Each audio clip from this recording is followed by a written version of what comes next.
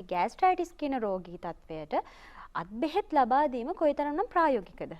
අත් බෙහෙත් කියන්නේ චිරාත් කාලයක් දේශීය වෛද්‍ය ක්‍රමයේ තියෙන වටිනාම කොටසක්. අත් බෙහෙත් කියන නමේම තියෙන මේක අත් බෙහෙත් කියලා. ගෑස්ට්‍රයිටිස් රෝගයේදී මොන හරි අත් බෙහෙතක් දීලා ඉවර වෙලා රෝගය පාලනය කරනවා. එතකොට රෝගය යම් කිසි ආකාරයකට මැඩ පැවැත්වෙනවා.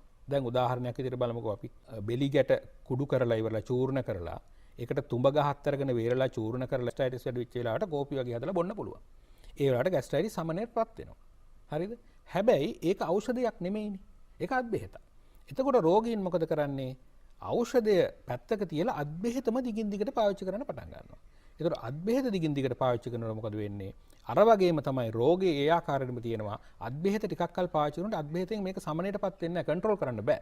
ඒතර රෝගේ උත්සන්න වෙන්න පටන් ගන්නවා. එහෙනම් මොනම රෝගයකදවත් අත් බෙහෙත කියන එක ෂණිකව පාවිච්චි කරාට කමක් නැහැ. එය දිගින් දිගටම පාවිච්චි කරන්න එපා. ඒතර මොනම රෝගයකදවත් ආහාරයකින් යම්කිසි රෝගයක් පාලනයට කරාට කමක් නැහැ. ඒ දිගින් දිගටම පාවිච්චි කරන්න එපා. ඒකෙන් වෙන්නේ රෝගයේ රක්ෂණය යටපත් වෙනවා, රෝගය උත්සන්න වෙනවා. ඉතින් ඒක හරි භයානක තත්ත්වයක්. ඒ හින්දා කොයි වෙලාවකවත් අත් බෙහෙත් කියන එක භාවිතා කරාට කමක් නැහැ.